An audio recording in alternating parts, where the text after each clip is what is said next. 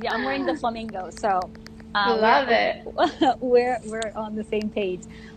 So thank you, Christina, for joining us. I know that you have a lot of experience with neuromarketing, and that's a very kind of like weird name. So you can go over that with us. And I know it's we're gonna have a nice conversation. It's probably gonna be about 30 minutes of us having an interaction and you guiding us and teaching us how to navigate this difficult time and how do we can market our business and think and rethink our business during this crisis to hopefully be able to not only just sustain whatever we're going through but make it even seen as an opportunity for growth for after the covid.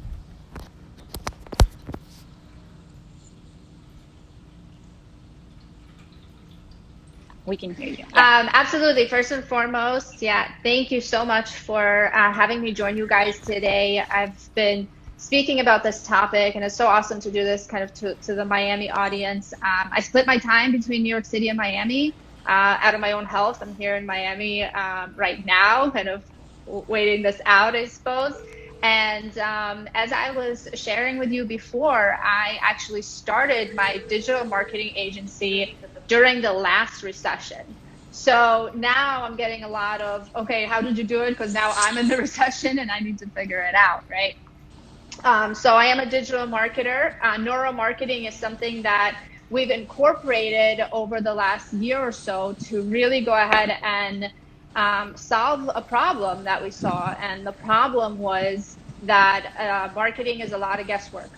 So Yeah. I know that a lot of marketers, a lot of business owners are going to agree with me. It is a lot of guesswork. And what we're trying to do is eliminate that expensive guesswork or really, really, really lower it so that we can help our clients, business owners across the nation, across the world, really be more precise and specific with their marketing. And this was previously only available to huge companies like Frito-Lay uses it, Toyota, Marmot. But what about the small businesses that are really running the economy for the world? So we are helping them actually find solutions that are more available to them as well. So that's what neuromarketing.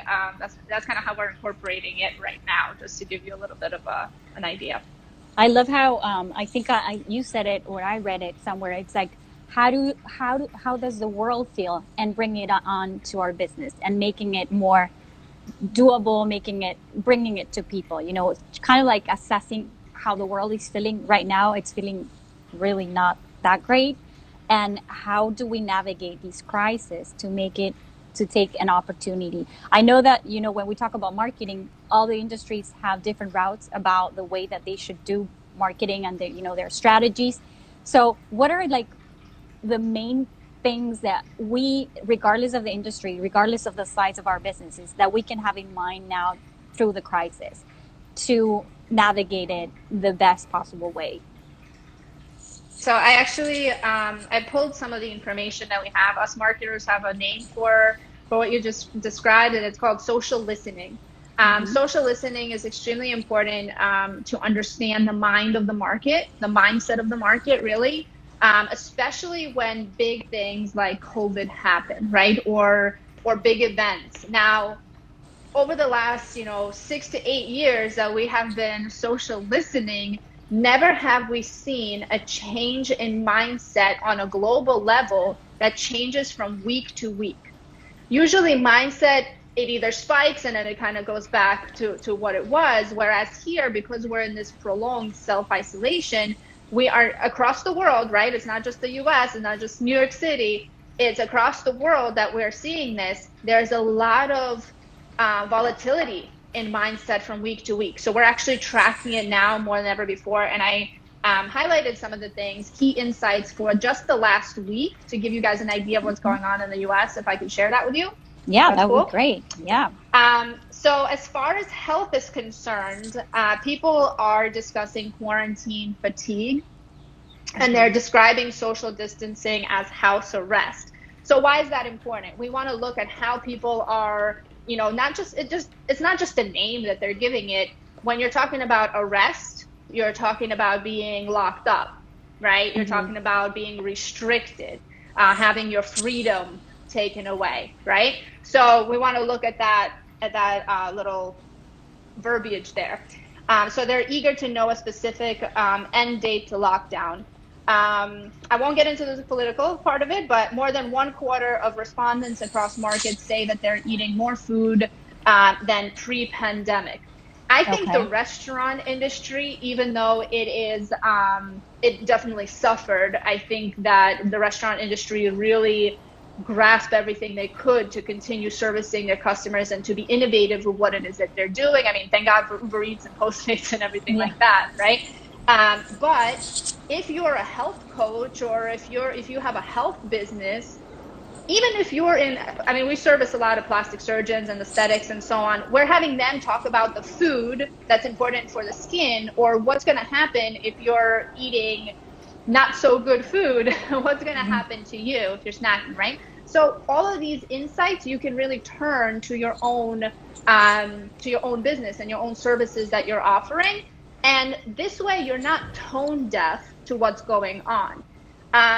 I'm seeing a lot of people assume that people are afraid, and there is actual decline in indication that people are in fact afraid.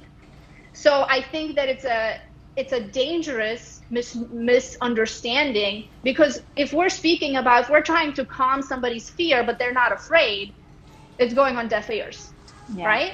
So in fact, we're only really spreading the fear. So I think it's important to notice that fear is actually not playing such a big part. Uncertainty, yes, but not to the point of fear, and that's what we're seeing. However, in terms of mental health, I did want to mention that self-care conversation is big right now. Mm-hmm. And there are a few on the negative side: guilty, lonely, or anxious. So those are Mm-hmm. the feelings that are coming up for people right now. And in terms of work life, of course, unemployment, 26 million at this point in the US alone with jobless claims. That is having a lot of conversation, but not necessarily with negative feelings. We're not seeing that just yet. We're seeing more hope and, you know, people just looking for jobs. So those are the insights from the social listening component.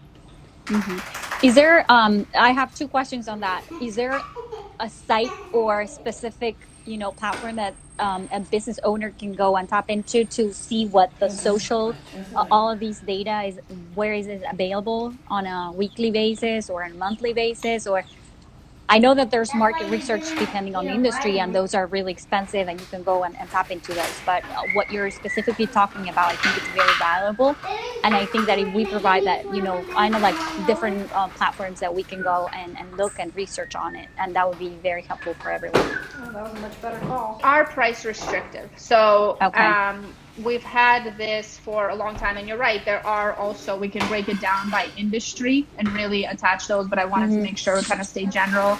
Okay. They are, and Google Trends is a good one, but it's not to the point of what we're using with social listening.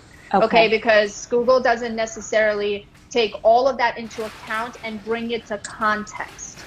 Okay, so Okay. it's very important to notice that difference between Google Trends and what social listening actually is. Okay.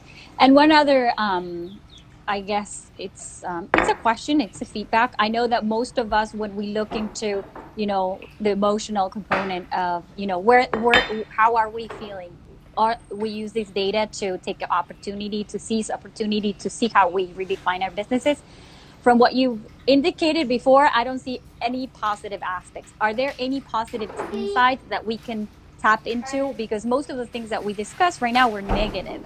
I like to state, like, you don't know me, but I always like to look at the bright side. And I know that we can take advantage of, the negative and kind of like bring some light to people and share and resolve problems for them, but also looking into what is positive and making it even better. Are there any positive insights on those research papers? Yeah, I mean, I think it's a very positive thing that that fear is not actually a Okay. real Yeah. emotion, right? That's a very positive thing. But on top of that, innovation. right? Okay. The companies that we're talking about that were born in the recession, like mine, we're talking about Airbnb, we're talking about Uber. All of those companies started to be born during that time because they wanted to find a solution that would be available to people in the time of recession. Yesterday I did a webinar on becoming recession proof. And mindset, like you said, is absolutely everything.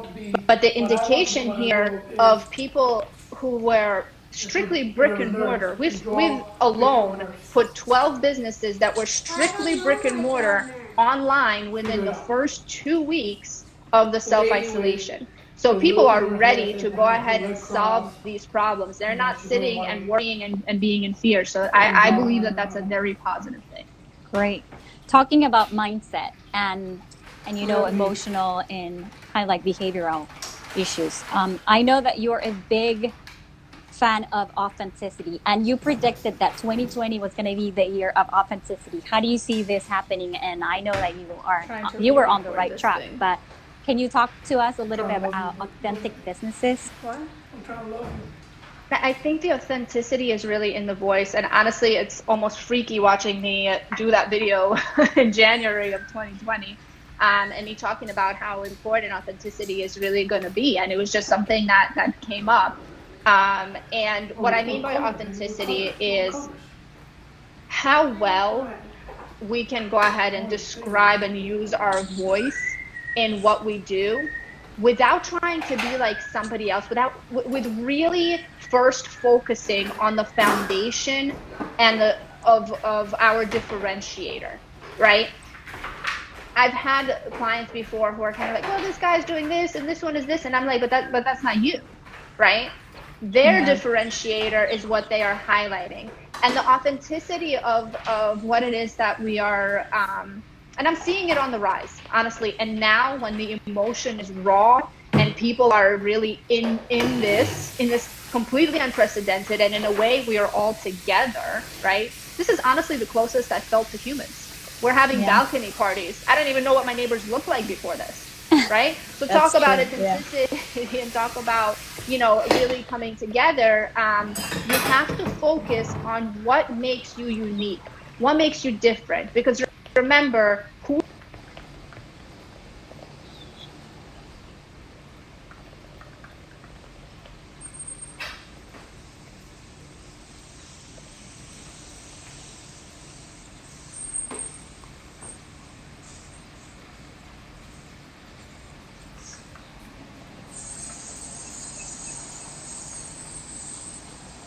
I lost you. I don't know if you can hear me, but I lost you a little bit just now. I'm not sure if you can all hear me. I lost you like the last few words. Can you hear me? No. It might be me. Can you please share with us if you are listening to me?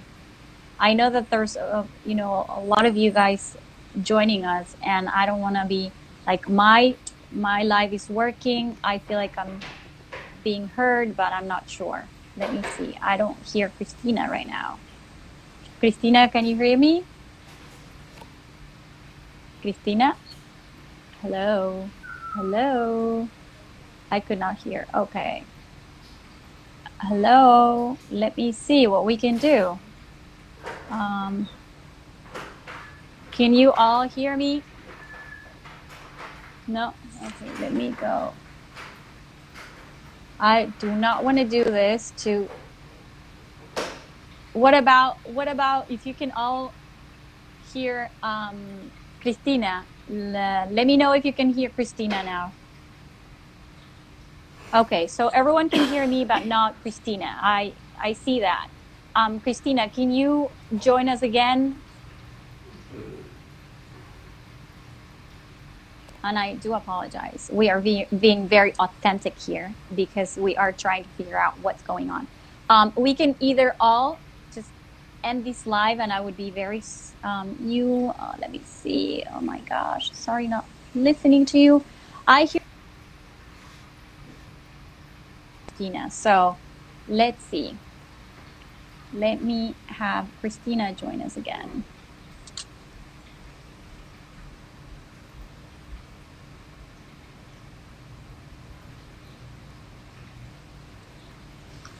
So bear with me as we try to be very authentic here, and we are going to be bringing Christina again. Hi, Christina. I don't know what Oh happened my gosh, there. we're here. We're Hopefully, here. no, we're here. And I was just saying, I don't know if people were able to hear me, but we're being very authentic here. This is what happens, and we are fine. We're back. It's happened to me before, so I lost you in the last, probably the last sentence, but you were talking to us about authenticity and bringing the voice, your voice to people and connecting through whoever you are, regardless of your area of business and of what other people are doing in the same area, because it's your voice that is gonna be heard by whoever needs your service or your product. So I like to say there's a piece of pie for everybody, and the sooner you really hone in on what you bring to the table and who can resonate the best with that, the faster you're going to grow, because you cannot help everybody. They're not your people. I have clients who come to us, and I will refer them out to other agencies if they're not a fit, because it doesn't make me look good. It doesn't make, it doesn't make them happy. What's the point? Oh, that's perfect. That's a really valuable, and that's why I believe in the power of collaboration. Even if you are competing for the pie, you know what you are best at, and you know when you can direct clients to another collaborator, however you want to call it. I do believe in the power of that, because we do have, certain limits. We cannot, I mean, if you're a small business owner, you know that better than anyone. We have certain limits as far as, what services we can provide, and the ability, we don't have a lot of people, and, those are really important things to have in mind. I want to talk a lot now about, the short versus the long term, and how we can see this as a moment of opportunity. And we've talked about opportunity before, but, a lot of the businesses that were not doing anything online before, regardless of their size, they're going online now. And I work a lot with parents and schools, and, after school activities. And a lot of the people that I work with, they usually, for example, like a dance studio, they would do dance classes in Brickell, and now they're doing, classes online. And perhaps that's not what they envision for their businesses, but that's how they're navigating the crisis. And I was talking to them, and I was just trying to bring to light that this would be an opportunity that they can expand beyond the crisis, and they can take, they can grow their business. They can see this as an opportunity for growth, regardless of the face-to-face interaction and the real classroom style that they love, because that's what they are passionate about. But they can definitely, take advantage of the moment, create the online classes, which they already have, and have that to expand to not the local market, but maybe to another market that they haven't tapped into because it wasn't something that they could do. So can you talk to us a little bit about that, and how you see, regardless of their industry, maybe you talk to different clients, do you have any examples that you can share with us, and maybe bring some ideas to our community? You know what? It goes back to collaboration. So we work with a lot of medical practices. So what are they going to do in a time when they can't see patients, right? Especially for those that are not considered essential services, such as aesthetics. We work with a few plastic surgeons, dermatologists, you name it. So you cannot be an island, right? You have to really make the connections to people, brands, and products that you can go ahead and sell in the meantime. So as soon as we knew that, the shutdown was happening, we reached out to brands and to publications to make sure that our clients stay at top of mind for everybody, right? So doing these lives, that's a huge thing. That is actually evergreen data for you, and allows for you to be exposed to other audiences. Creating relationships with, affiliate relationships with products that you can sell, whether they're courses, again, that are related to your business. They can be skin products, especially if you're in aesthetics, you're already selling them, but now you can just sell them online, right? But if you don't know whose course to sell, you can quickly make your own, right? I have my courses that grew exponentially in sales when this all happened, because what else are people going to do? You get tired of Netflix eventually, right? You want to learn something. So, there's, again, listen, everything comes together. Okay, so it's not just one component. You listen to what's going on out there, right? Or you get feedback from somebody like myself. And then you go ahead and see, okay, this is what I'm really good at. This is the time to really zero in on what you are good at and what makes you different. And based on that, then you build relationships or build things that you can sell in this type of climate. One thing that I will say, and I sincerely hope that people take this to mind, don't stop after this is over. This is this is the second recession I'm facing, and I'm not even 30 years old. So can you imagine it's bound to happen. The market is constantly fluctuating. So whatever you're going to do now, make sure that you are planning it for a sustainable future. Don't just grab at a bunch of things. It's not going to work out well, right? So make sure, again, everything comes together that we were talking about. Listen, work on yourself and what you're really good at, then make those relationships and sell things online. We've set up Shopify stores, Amazon stores. If you have money sitting in the bank, invest. Find the right tools to invest in. I like how you you gave some ideas on, not everyone is capable of putting on a class online or going online. And I know most people have done this, but if you're not interested and you're a small business, I like how you bring the idea of creating an affiliation or partnerships with whoever is doing it. And perhaps you can tap into their abilities and their techie savvy. And you don't really need to do anything beyond just the partnership and, of course, collaborate with them. But you don't have to have that, direct tool, the technology to communicate directly with the customer. There's other ways that you can still do it without going online. I know it's the best thing would be to go online, but if you cannot, maybe that's another route that you can take. No, I love this conversation, and I don't know if you wanna add anything else. We're gonna be wrapping up, and I think that you've touched upon so many different interesting topics. I know that taking opportunity through a crisis, knowing the mindset, communicating with your voice, being authentic, and trying to look at the long term, not just the now, but thinking of strategies that you can sustain throughout the crisis and beyond the crisis. I think those are very important topics that you just discussed, and I think they're very useful for everyone. Lastly, I want to make sure that you guys are taking care of yourself. Just a quick little story. I was 23 years old, three years into owning my business, and I ended up in the hospital, septicemia, which is basically 72 hours and you're 6 feet underground if you're not treated, right? So it's an infection of the blood. It all came from, an asymptomatic UTI, and honestly, I just didn't notice it. I was so busy and so go that I didn't notice that my kidney doubled its size. Okay. Wow. Until I literally lay down and it hurt to lay down. Right.